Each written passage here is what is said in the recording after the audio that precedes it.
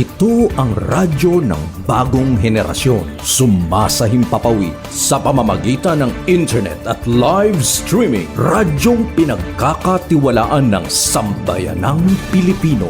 Mula noon hanggang ngayon, maghahatid ng pinakasariwang mga balita sa loob at labas ng bansa. Tatalakayin ng mga isyu ng bayan, magbibigay ng public service at makikipagkwentuhan sa mga sikat. Mula sa puso ng Metro Manila, sumasahing papawid, live ang DZGG, ang radyo ng bagong henerasyon. DZWG is a proud member of the Philippine Online Broadcasters Association. Balitang Pilipinas Worldwide. Programang siksik sa balita, komentaryo at serbisyo publiko. Ang mga balita ay tatalakay ni Boyet Guillermo, magbibigay ng puro-puro at paglilinaw sa likod ng mga balita na nagmumula sa sikat na tao. Sa bahagi ng Balitang Pilipinas Worldwide, hindi mawawala ang serbisyo publiko para sa mga kababayan na nangangailangan ng tulong. Balitang Pilipinas Worldwide. Narito ang kapagating balita si Boyet Guillermo.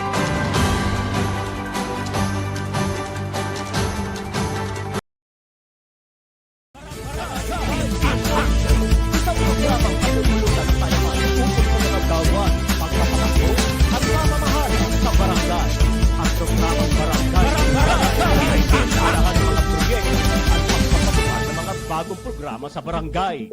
Makikilala din dito mga opisyal na naglingkod at naghahangad magserbisyo sa barangay. Kaya, halina kayo, mga kabarangay, manood at kilatisin natin ang ating mga opisyal ng barangay.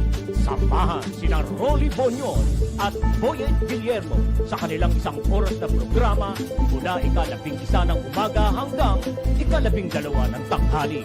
Tuwing Lunes hanggang Biyernes. Barangay in Action! Narito na ang mga pinagpipitagang host ng programa.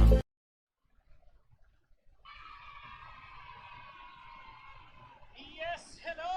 Hi! Magandang tanghali po sa inyong lahat sa 42,000 mahigit na barangay dito po sa ating bansa, sa Luzon, Visayas at Mindanao. Magandang hapon din po.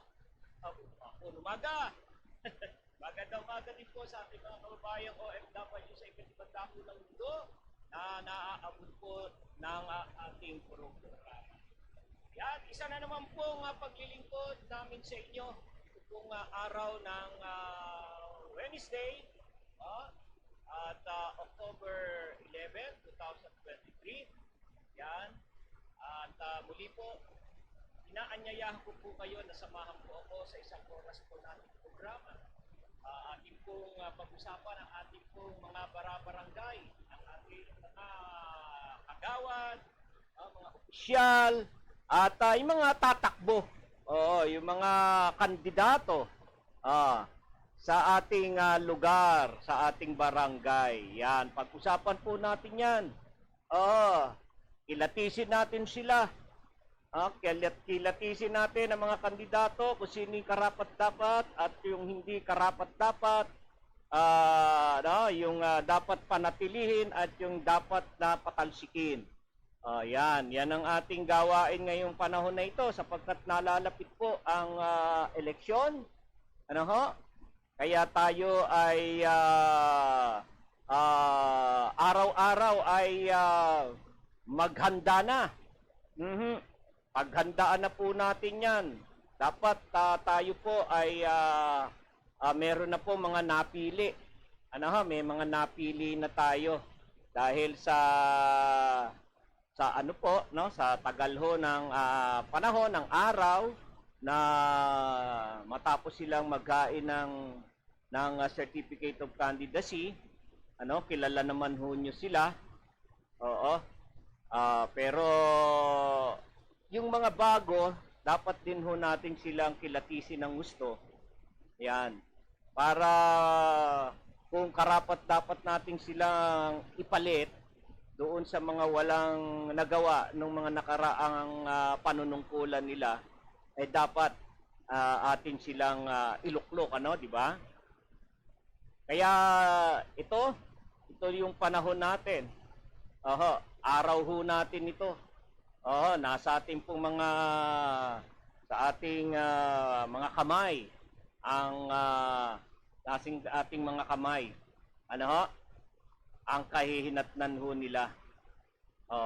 Kung sila ay ating pang pananatilihin. Ano ho? Yan. Alright, kamusta, no? Araw po tayo ng Miyerkules, siyempre. Itong panahon na ito ay simbang baklaran. Yung ating po mga deboto ngayon ay nasa simbahan ng baklaran, at yung iba naman ay papunta pa lang. O pwede pa siguro humabol, ano, may misa pa ho yan. May nobena ho ngayon, ano ho? Nobena.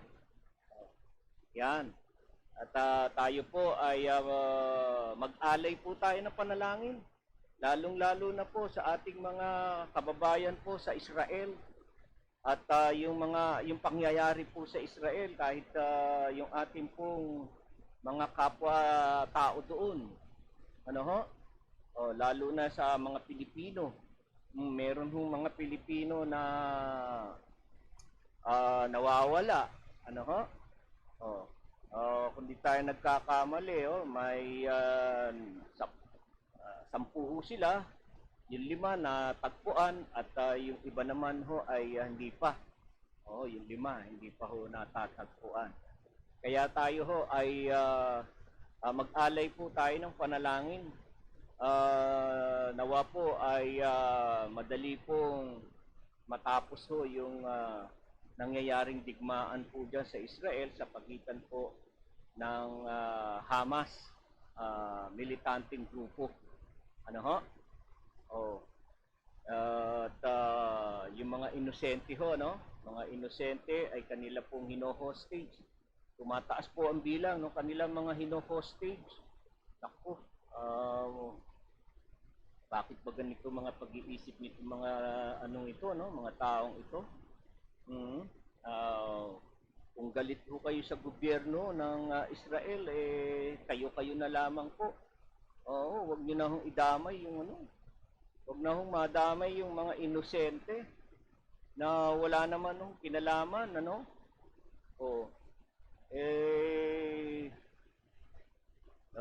Porke po Israelita ang kanilang citizen, ba'y gaganuhin na lang. Ano ho? Ewan ko ba? Nakakalungkot po yung ganyan, ano ho? Naliligalig tuloy ang buong mundo. Ano, ang iba't ibang bansa naliligalig sa ginagawa po nila. Pero sana po ay wag pong lumala. Yan ho ang ating idalangin sa ating pong ina ng laging saklolo. Na wag hong tumagal ang gera na ho na yan. At nawa malihis ho yung mga pag-iisip po ng mga militante. Wag po sana nilang saktan yung mga walang kinalaman, mga inosenteng tao sa kanila doon sa lugar. Ito.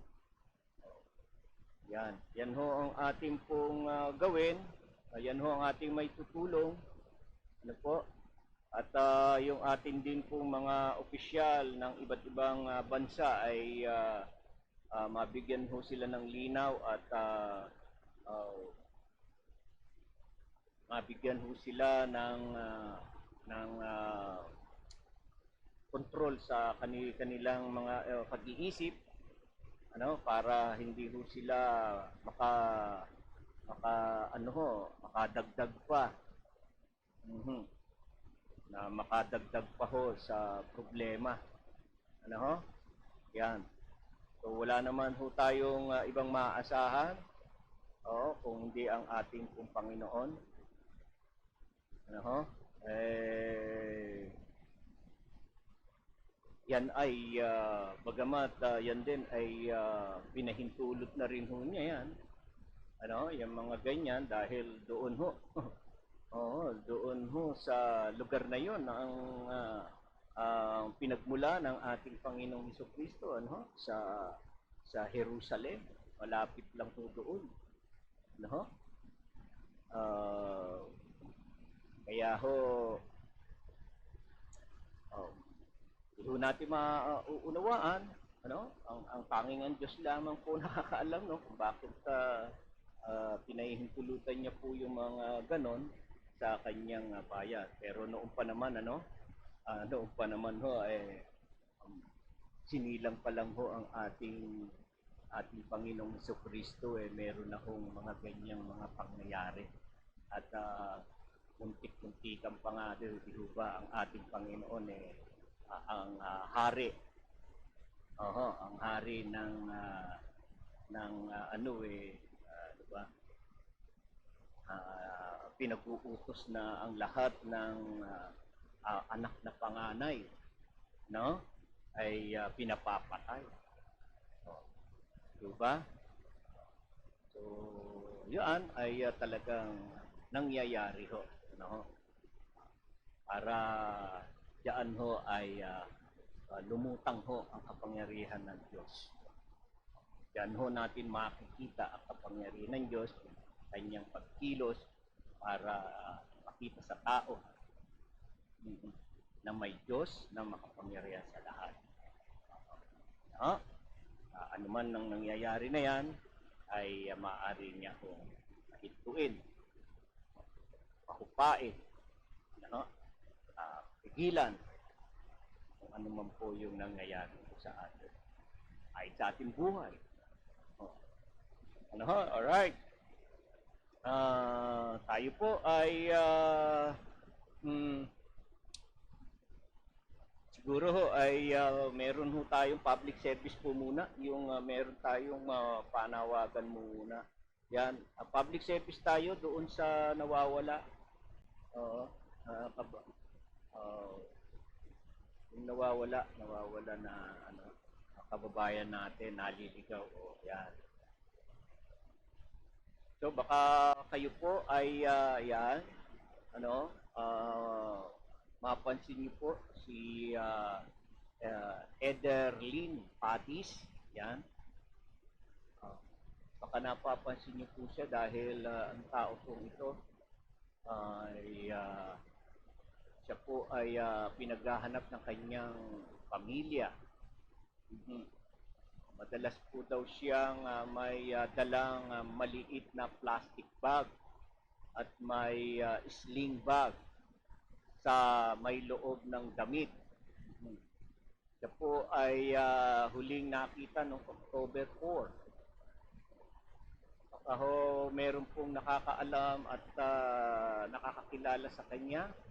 Yan, pagbigay alam lang po ninyo sa kay ni Elvira Padis, yan. Andyan ho yung cellphone number 0919-376-0522.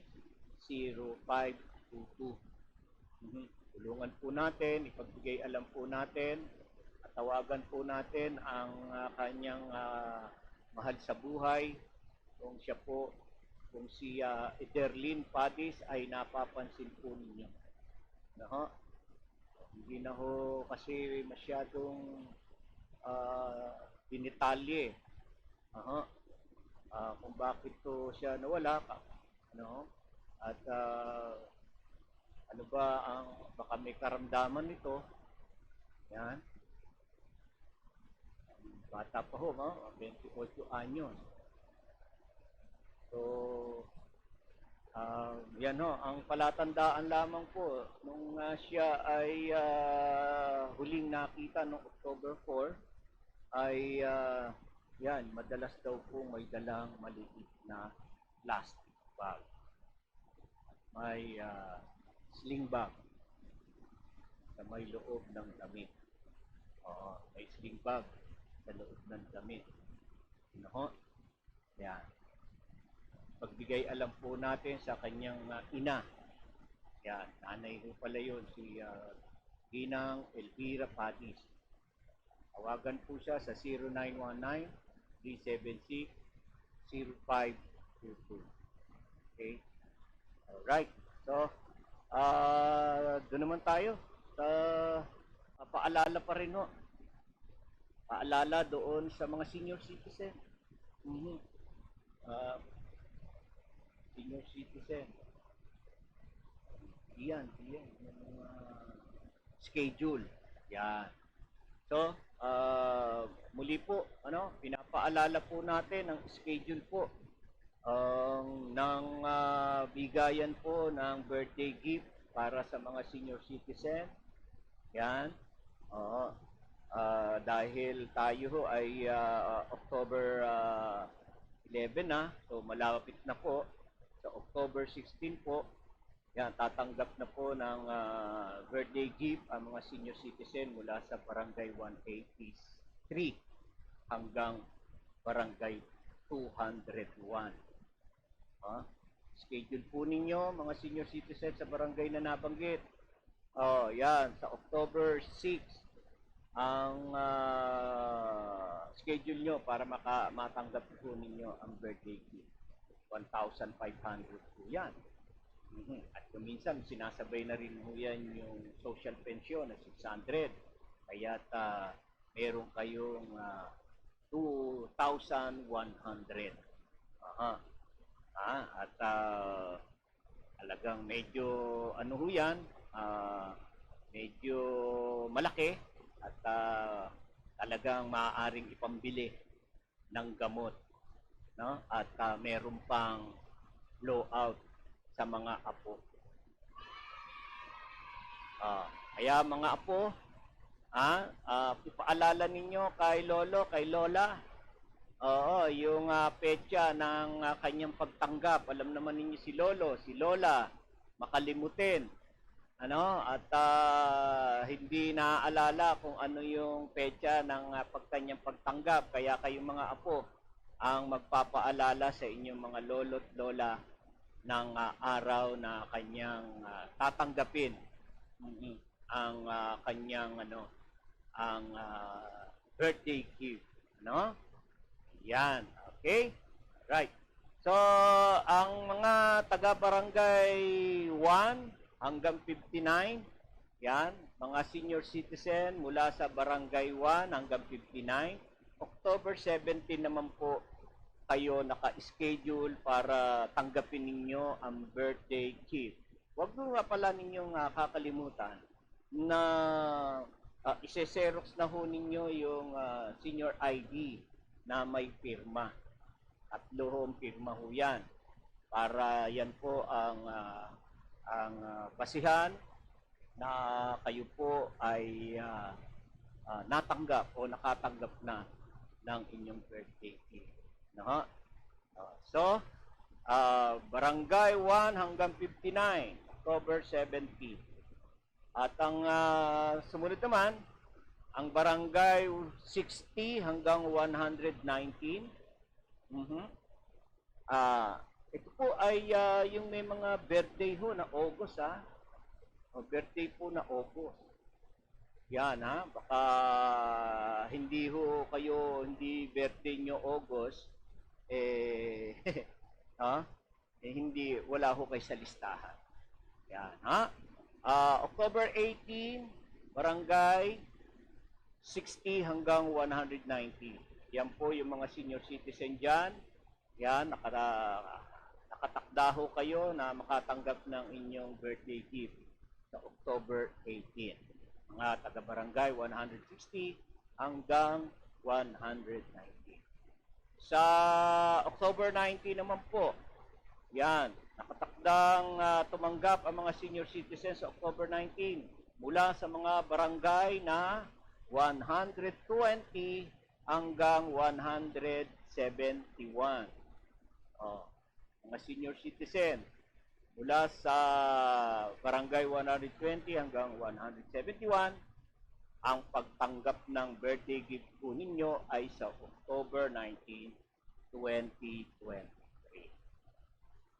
Alright, at sa October 20, yan, October 20 naman po, ang mga senior citizen sa barangay 172 hanggang 182, hanggang 184, hanggang 200.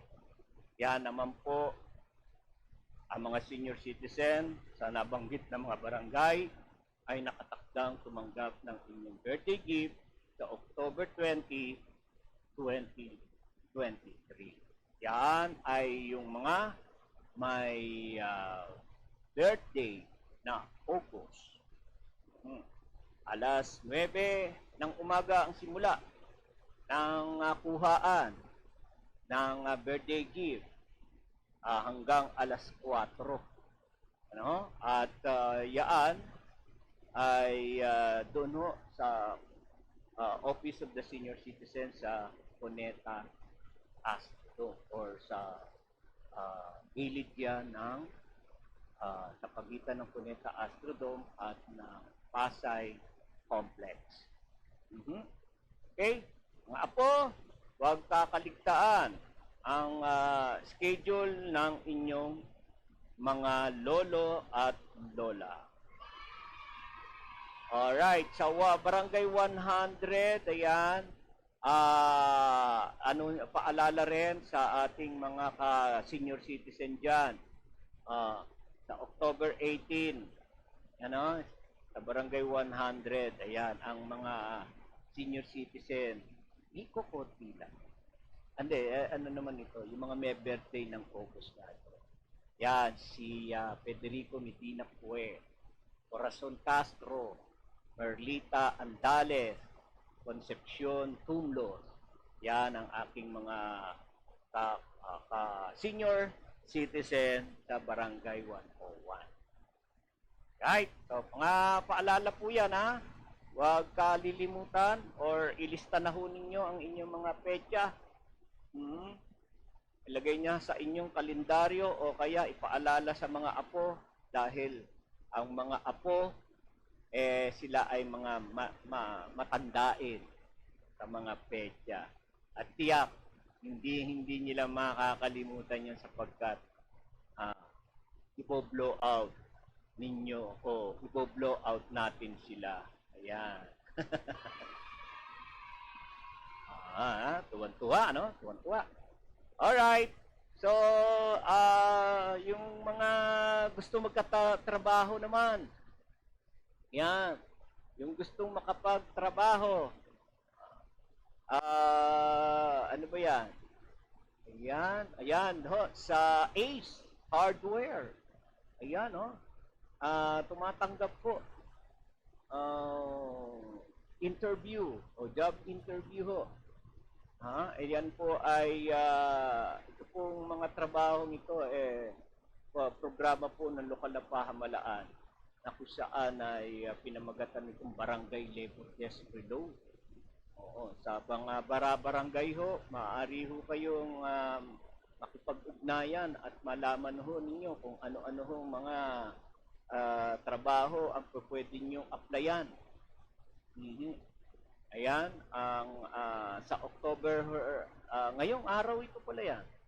Ngayong araw ho ito, no? Meron pong in-house job interview. Yan, punta ho kayo sa 3rd floor, room 310 sa Peso Office sa Pasay City Hall.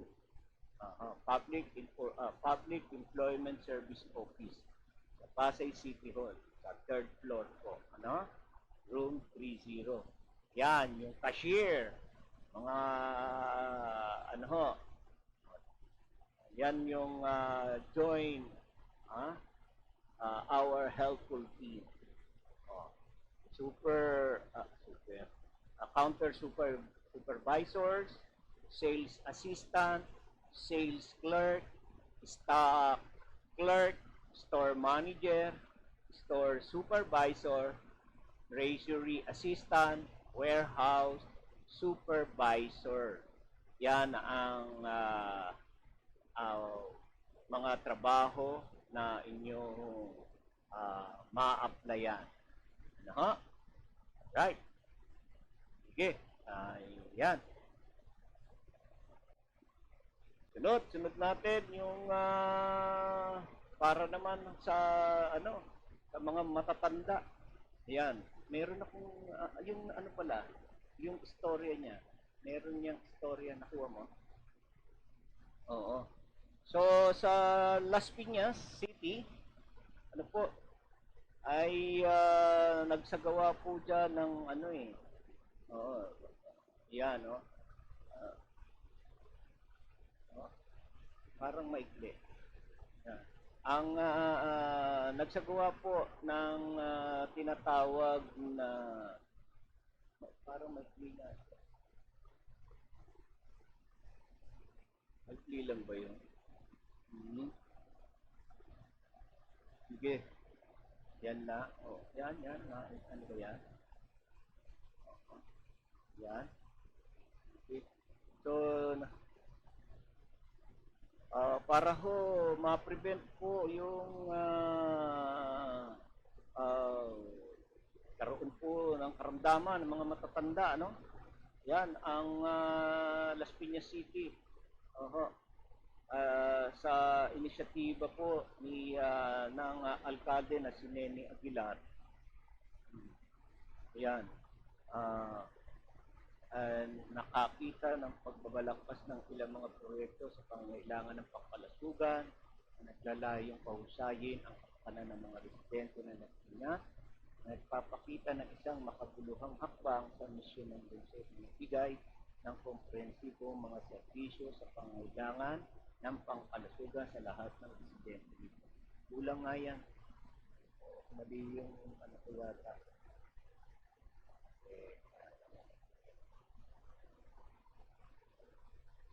Tingnan natin yung getong detalye ng na yan. Yan.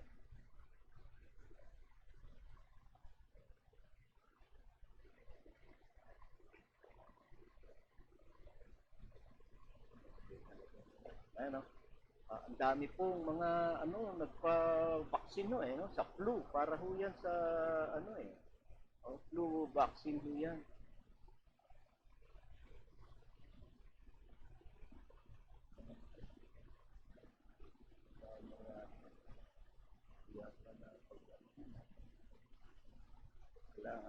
Kasi tingin natin.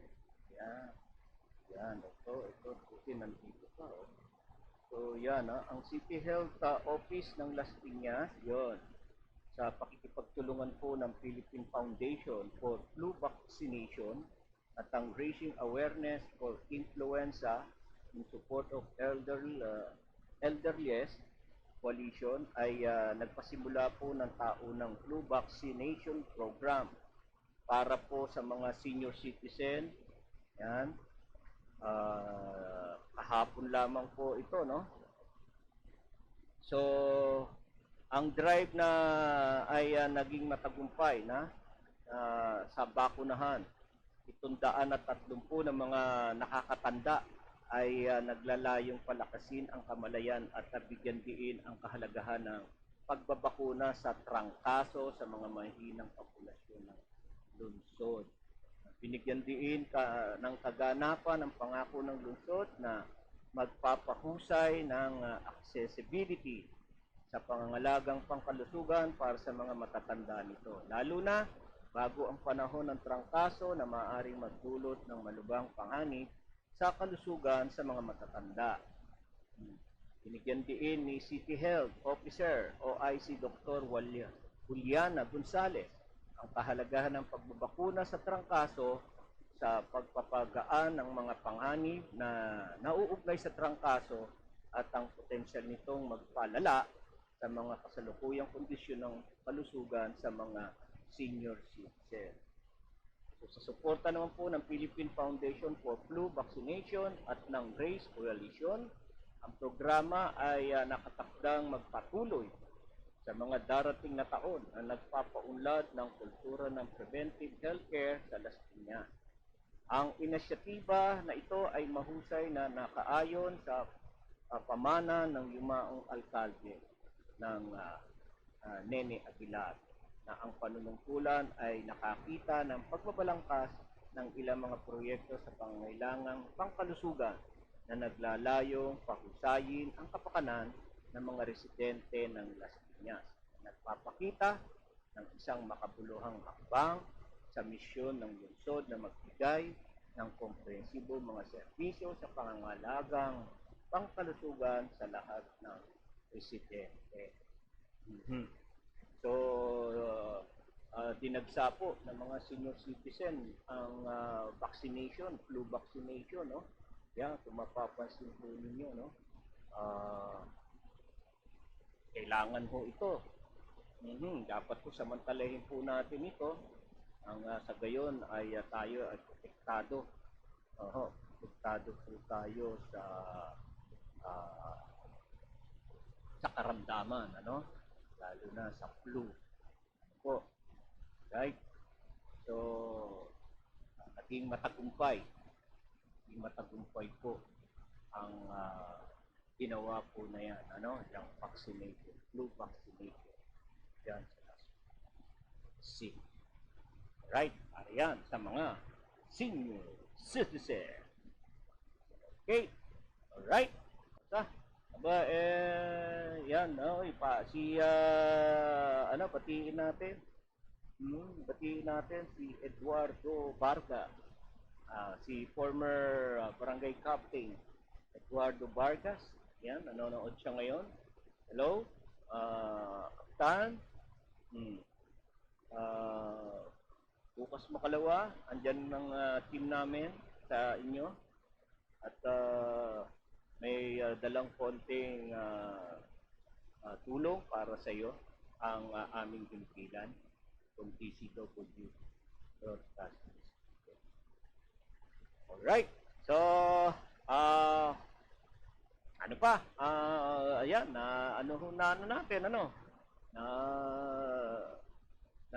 sulit na po natin yung ating mga panawagan, public service. Musta naman kaya ang ating ano ba yung balita natin tungkol sa ating mga kagawad? Ano na ang update natin sa kanila? Wala ba tayo kahapon wala tayong tungkol sa Comelec natin, tungkol sa mga kandidato natin, no?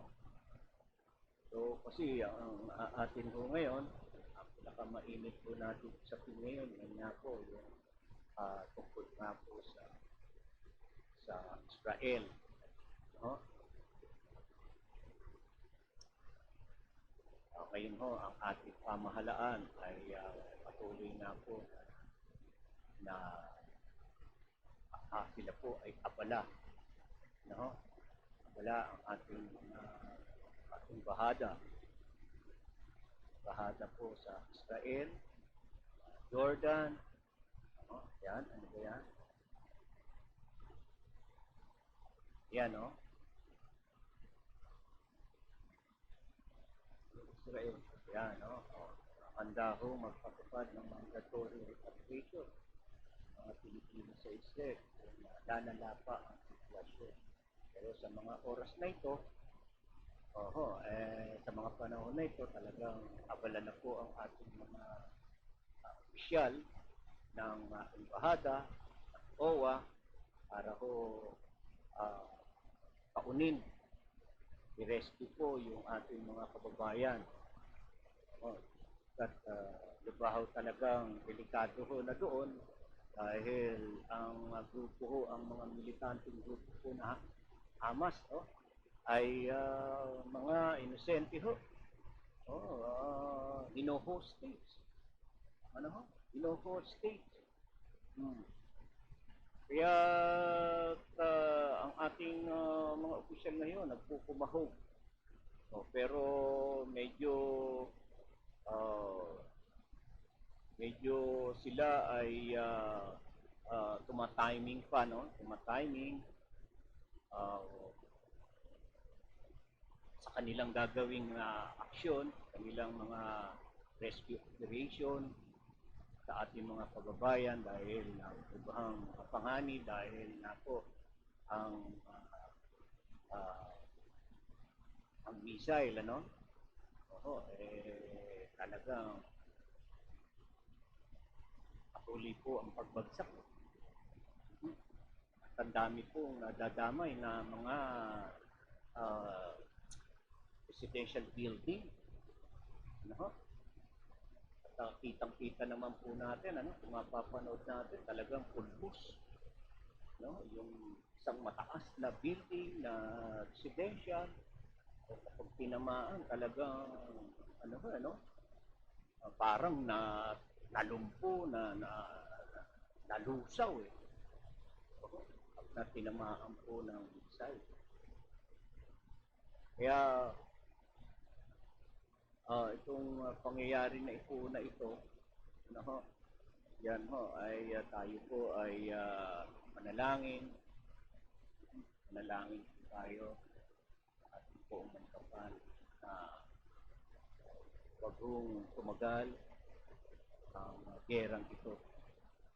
At yung mga inosenteng tao ay maprotektahan at ng Panginoon na sila ay huwag madamay. So, tumataas po ang bilang. Huling ano po ay tatandaan na ho. Ang mga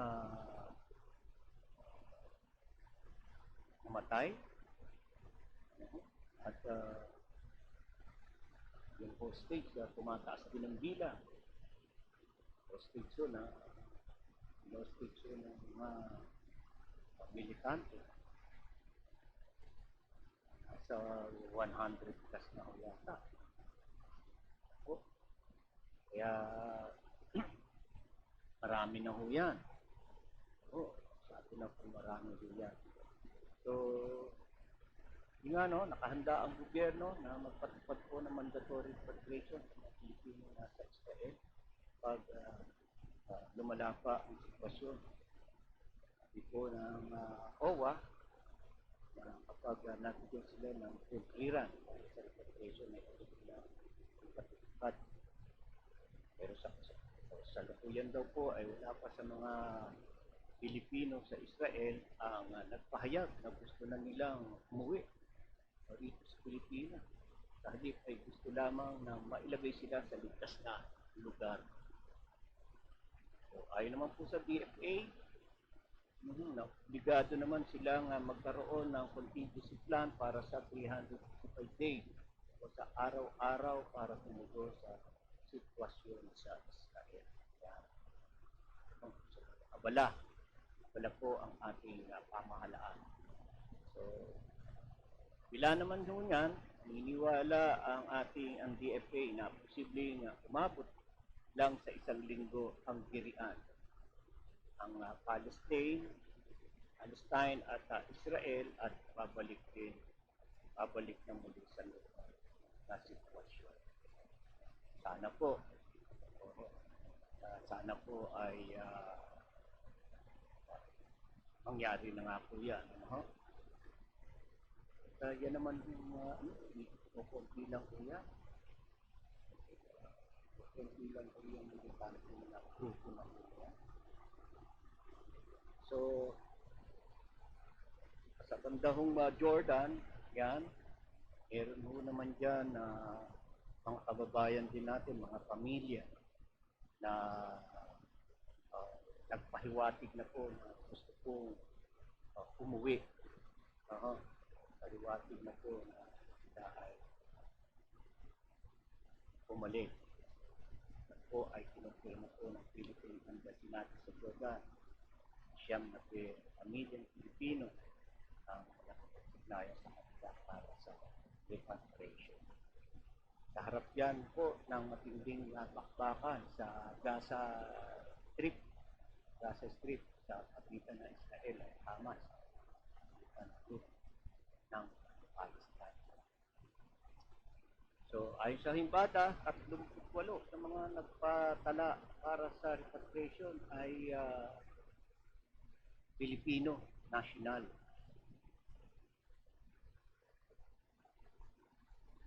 Habang 11 po ang Palestinian spouses o mga Palestinong asawa ng mga Pinoy. Yan. So, 17 din sa 38 Filipino national, dinotified nasa edad na 2 hanggang 15. So, ito yung pinag-iingat ng Philippine Embassy at malapit sa Gaza. So,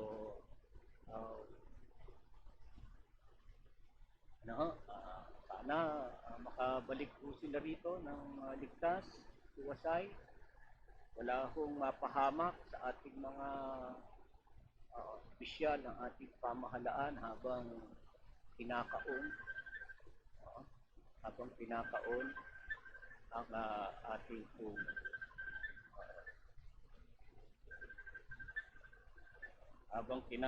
ang ating pong mga kababayan.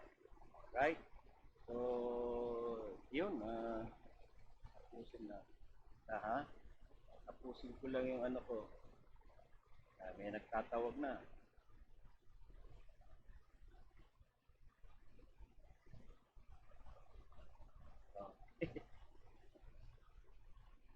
Alright.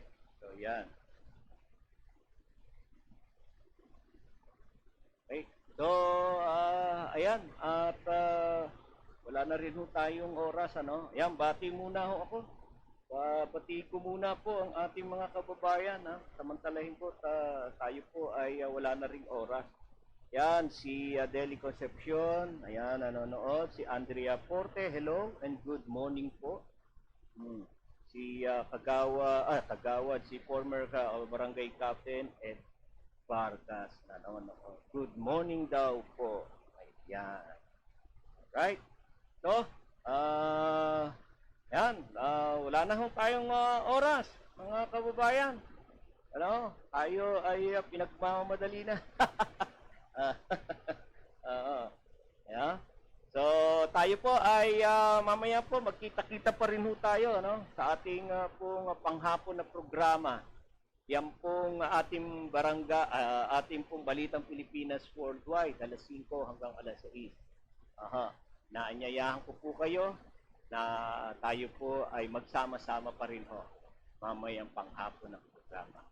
So, maraming salamat po sa inyong lahat, sa mga suki natin, sa ating mga minamahal na viewers na talagang walang sawang sumusubaybay at sumusuporta dito sa mga programa ng DCWG. Yan, maraming salamat sa inyo. Sana ay wag po kayong manghihinawa na manood sa balita sa ating po mga programa rito sa DCWG Broadcasting. Kayo po ang nagpapalakas at bibigay ng sigla sa inyong lingkod para ipagpatuloy ko ang aking mga paglilingkod sa ating pong kapwa, sa ating pong sambayan ng Pilipinas. No? So, maraming salamat po sa inyong lahat. At ako po ay nag-iiwan po sa inyo ng magandang umaga. At siyempre, tayo po nawa ay patuloy na ingatan ng ating Panginoong Diyos saan man tayo patungo, anuman ang ating ginagawa. Maraming salamat sa inyong lahat. Magandang tanghali. Bye. Ang DCWG, inyo ito. Dito, kayo ang bida. Ito ang radyo ng bagong henerasyon. Sumasahimpapawid sa pamamagitan ng internet at live streaming. Radyong pinagkakatiwalaan ng sambayanang Pilipino. Mula noon hanggang ngayon, maghahatid ng pinakasariwang mga balita sa loob at labas ng bansa. Tatalakayin ng mga isyu ng bayan, magbibigay ng public service at makikipagkwentuhan sa mga sikat. Mula sa puso ng Metro Manila, sumasahimpapawid. Live ang DZGG, ang radyo ng bagong henerasyon. DCWG is a proud member of the Philippine Online Broadcasters Association.